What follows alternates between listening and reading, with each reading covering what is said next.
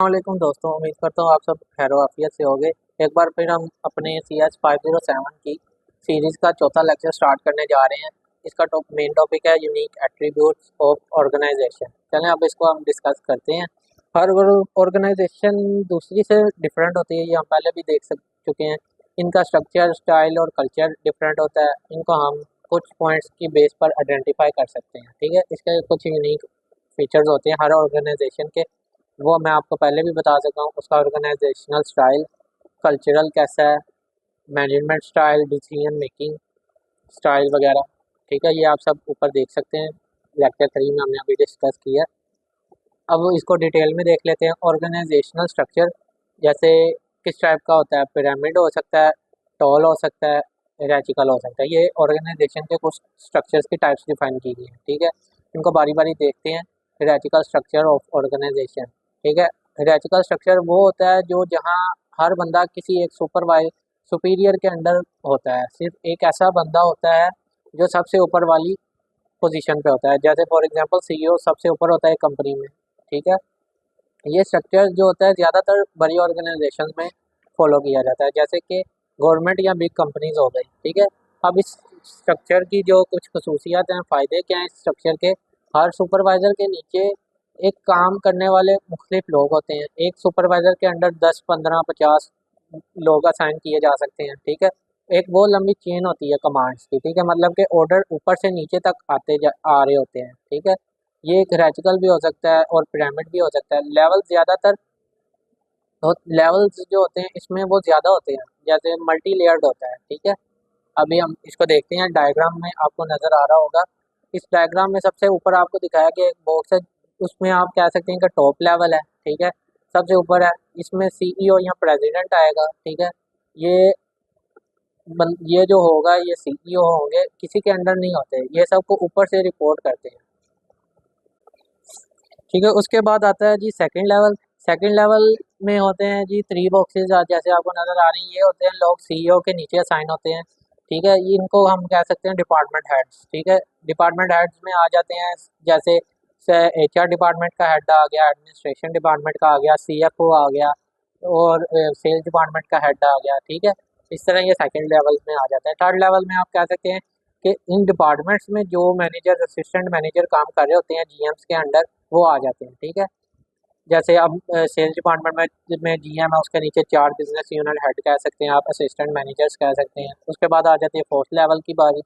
Fourth level में इसके अलावा और छोटे टीम्स आ जाती हैं, जैसे स्टाफ मेंबर्स, कंप्यूटर ऑपरेटर्स वगैरह। ठीक है, अब हम देख लेते हैं फ्लो ऑफ कंट्रोल। ठीक है, फ्लो ऑफ कंट्रोल इसमें होता है टॉप टू बॉटम होता है। ठीक है, आप देख सकते हैं ग्राफ में। तो बॉटम टू टॉप रिपोर्टिंग भी हो सकती है इसमें। ठीक है, नीचे से इंफॉर्मेशन आ रही है, टॉप तक जा रही है। ठीक है, हर लेवल से अपने ऊपर वाले को रिपोर्ट करता है। ठीक है, जैसे जो वर्कर होगा वो अपने सुपरवाइजर को, सुपरवाइजर असिस्टेंट मैनेजर या मैनेजर को, मैनेजर आगे GM को और GM आगे CEO को। ठीक है, चलें अब हम आगे नेक्स्ट देखते हैं। चले अब हम ऑर्गेनाइजेशन स्ट्रक्चर देखते हैं। फ्लैट ऑर्गेनाइजेशन स्ट्रक्चर है। इसमें फ्लैट ऑर्गेनाइजेशन का मतलब होता है कि ऐसा स्ट्रक्चर जिसमें जो मिडल मैनेजमेंट लेवल्स कम होते हैं या बिल्कुल नहीं होते हैं। इसका गोल ये होता है कि एम्प्लॉयज़ को डायरेक्ट डिसीजन मेकिंग का पार्ट बनाया जाए। ठीक है, एम्प्लॉयज़ भी डिसीजन मेकिंग में शामिल हों। हर काम के लिए ऊपर से हर वक्त कोई ऑर्डर या इंस्ट्रक्शन आए।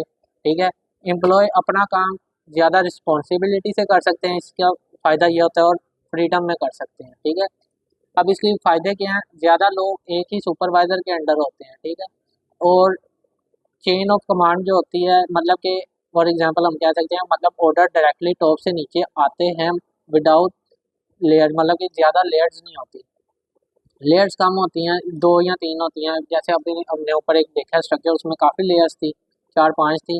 अब इसमें 2 से 3 होती हैं। मिडल मैनेजर्स होते ही नहीं है, जैसे असिस्टेंट मैनेजर वगैरह हो गए। ठीक है, और अथॉरिटी जो होती है, जो अगर कोई रूल या ऑर्डर आता है वो बहुत जल्दी नीचे जूनियर लेवल तक पता चल जाता है।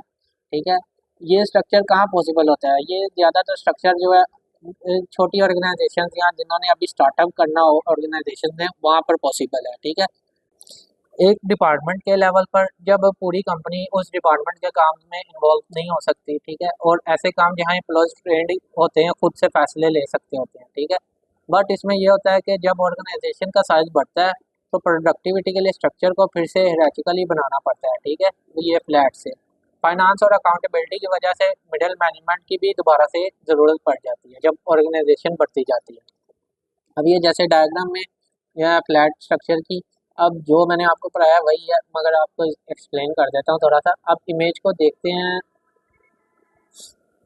इसमें सबसे देखें टॉप लेवल है, सबसे ऊपर एक या दो लोग होंगे, ये मोस्टली ओनर ही होते हैं, सीईओ जैसे हिरार्चिकल में था। सेकंड लेवल है, उसके नीचे बहुत सारे लोग डायरेक्टली कनेक्टेड है आपस में, ये मैनेजर्स हो गए, टीम लीडर्स हो गए, एक्सपर्ट्स हो गए। यहाँ कोई एक्स्ट्रा लेवल नहीं बनाया गया असिस्टेंट मैनेजर वगैरह के लिए या ऑपरेटर्स के लिए। थर्ड लेवल ये बॉटम लेवल है, ठीक है। यहाँ लोग डायरेक्टली सेकंड लेवल वालों को रिपोर्ट करते हैं, जैसे एम्प्लॉयज, एग्जेक्टिव या वर्कर्स हो गए, ठीक है। दरमियान में मिडिल मैनेजमेंट नहीं है इसमें, ठीक है। इसके की फीचर्स देख लेते हैं कि वाइडर यहाँ दिखाता है कि एक मैनेजर के अंडर जो है बहुत ज़्यादा लोग असाइन, ठीक है। वर्टिकल डेप्थ जो है नीचे की तरफ जो स्ट्रक्चर फैलता जा रहा है वो काम में सिर्फ 2 से 3 लेवल पर है ये। चलें अब हम अपने नेक्स्ट टॉपिक की तरफ बढ़ते हैं, culture of organisation. Organisation culture का मतलब क्या होता है? ये एक ऐसी वैल्यूज, नॉर्म्स या जिन्हें रवैये कह सकते हैं का सेट जो एम्प्लॉयज़ और ग्रुप्स के दरमियान डिस्ट्रीब्यूट होता है, और ये उनका आपस में जो होता है और ऑर्गेनाइजेशन के बाहर वालों के साथ जो इंट्रैक्शंस होते हैं आपस में, और उनको कंट्रोल करता है, ठीक है। वैल्यूज़ ये वो बिलीव्स होते हैं या आइडियाज़ होते हैं जो कंपनी बताती है, ठीक है।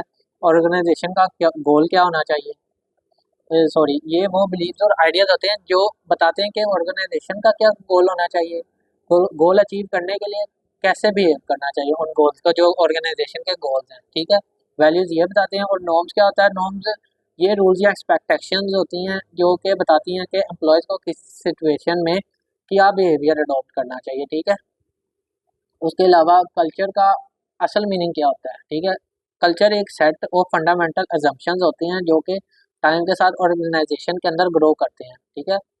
ये एक इनविजिबल ग्लू की तरह भी कह सकते हैं आपको, जो कि पूरी ऑर्गेनाइजेशन को आपस में एक जोड़े रखते हैं, ठीक है। इसके बाद आ जाते हैं मैनेजमेंट स्टाइल्स। इनकी टाइप्स होती है ऑथोरेटिव, पार्टिसिपेटिव और मिक्स। चलें अब इन टाइप्स को देख लेते हैं।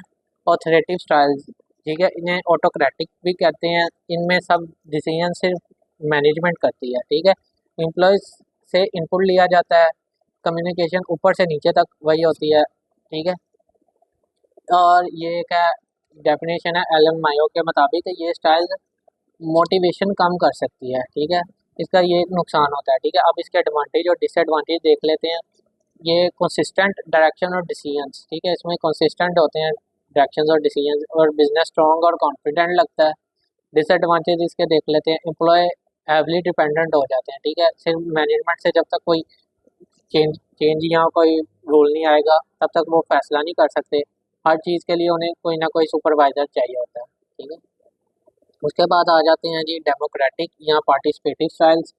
इसमें एम्प्लॉयज़ भी डिसीजन मेकिंग में शामिल होते हैं, ठीक है। कम्युनिकेशन अप टू डाउन होती है या डाउन टू अप भी हो सकती है, ठीक है। कम्प्लेक्स सिचुएशंस में काम आता है, जैसे कि एक्सपर्टीज़ चाहिए हो, ठीक है, जिसमें एक्सपर्टीज़ भी चाहिए होती है कुछ डिसीजन मेकिंग के लिए, ठीक है।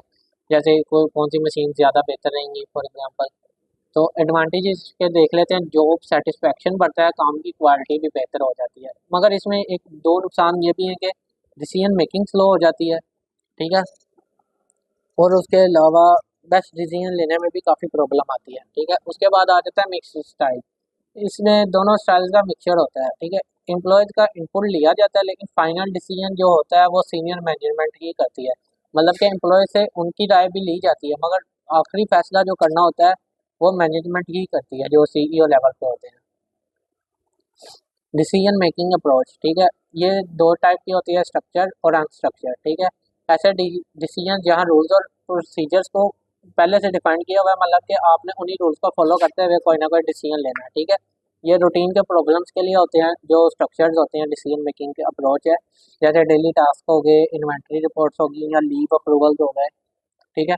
उसके बाद आ जाती है बारी नॉन स्ट्रक्चर की, जब डिसीजन जजमेंट जो होती हैं वो सोच पे बेस नहीं होता, मतलब कि अचानक से कोई ऐसा प्रॉब्लम आ जाए तो हर केस के लिए अलग डिसीजन लेना पड़ता है, ठीक है। क्राइसिस मैनेजमेंट आ गया, वही चीज़, कोई प्रॉब्लम आ गया मैनेजमेंट में, प्रोडक्शन में कोई प्रॉब्लम आ गया, तो उस टाइम प्रॉब्लम से रिलेटेड देखकर सोच समझ कर डिसीजन लेने पड़ते हैं।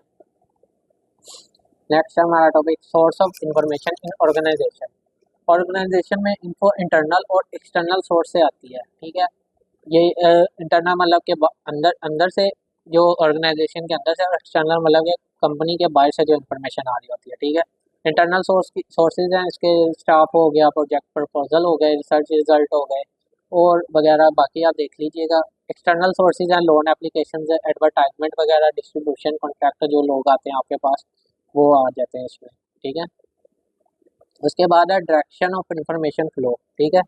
इस टॉपिक में हम देखते हैं, यहाँ हम समझते हैं कि इंफॉर्मेशन ऑर्गेनाइजेशन के अंदर कैसे सर्कुलेट हो रही है, ठीक है, और क्या आइडियल इंफॉर्मेशन सिस्टम होना चाहिए, ठीक है। आइडियल इंफॉर्मेशन नेटवर्क की क्या मतलब कि किस चीज़ों पर बेस करता है आइडियल इंफॉर्मेशन नेटवर्क, ठीक है। पीरियोडिकली अपडेटेड होता है या कॉन्टीन्यूसली अपडेटेड भी कह सकते हैं इसको। इन्फॉर्मेशन जो होती है जो रेगुलर हर वक्त अपडेट करते रहना चाहिए, मतलब कि कितनी सेल हो रही है डे टू डे, ठीक है, ताकि जब भी कोई यूज़र इन्फॉर्मेशन को एक्सेस करे तो उसको अप टू डेट इन्फॉर्मेशन मिले कि इतनी सेल हो चुकी है हमारी इस दिन की। एफिशिएंट प्रोसेसिंग, इसमें डाटा को ज़्यादा देर तक रॉ बिना प्रोसेस किए नहीं छोड़ना चाहिए, ठीक है। जल्दी से प्रोसेस करना चाहिए ताकि टाइमली डिसीजन लिए जा सकें, ठीक है। उसके अलावा वैल्यू ड्राइवन जो भी इंफॉर्मेशन कंप्यूटर सिस्टम है वो यूज़र के लिए नॉलेज में इजाफा करें, ये नहीं कि वैसे ही पढ़ी की पढ़ी रहे, ना कोई फ़ायदा दे यूज़र को, वो एक स्पेस ही ले रही है जो नुकसान है, ठीक है। उसके बाद ऑडियंस सेंटर्ड है, हर बंदे को सिर्फ वो इंफॉर्मेशन मिलनी चाहिए जो उसके काम की है या हम ऊपर भी देख सकें, ठीक है। उसके बाद आ जाते हैं हम डायग्राम में, डायग्राम की एक्सप्लेनेशन देख लेते हैं। इस डायग्राम में दिखाया गया कि सोर्स जनरेटिंग इंफॉर्मेशन के टाइप्स हैं, भाई फॉर्मल है, ठीक है, वर्टिकल है, ऊपर से नीचे इंफॉर्मेशन आ रही है, बहुत से वही चीज़ आ गई, हॉरिजॉन्टल है। ये आप एक बार डायग्राम को देख लीजिए, अगर ना समझ आए तो आप कमेंट सेक्शन में हमसे पूछ सकते हैं, हम आपको दोबारा गाइड कर देंगे, ठीक है। उसके बाद आ जाते हैं एक्सटर्नल सोर्सेज। एक्सटर्नल सोर्सेज होते हैं रेगुलेटरी अथॉरिटी, जैसे गवर्नमेंट रूल्स आ गए, पब्लिक रिलेशन, मीडिया, प्रेस, कोई इंफॉर्मेशन आई है, कोई गवर्नमेंट ने रूल्स रेगुलेशन अनाउंस किए हैं, कुछ चेंजेस किए हैं, मार्केट रिसर्च आ गई कि कोई नई प्रोडक्ट आई है मार्केट में, एड्स वगैरह, ठीक है। इसी के साथ हमारा लेक्चर खत्म होता है। उम्मीद है इंशाल्लाह हमारी नेक्स्ट वीडियो में मुलाकात होती है। चैनल को ज़्यादा सब्सक्राइब कीजिएगा। शुक्रिया।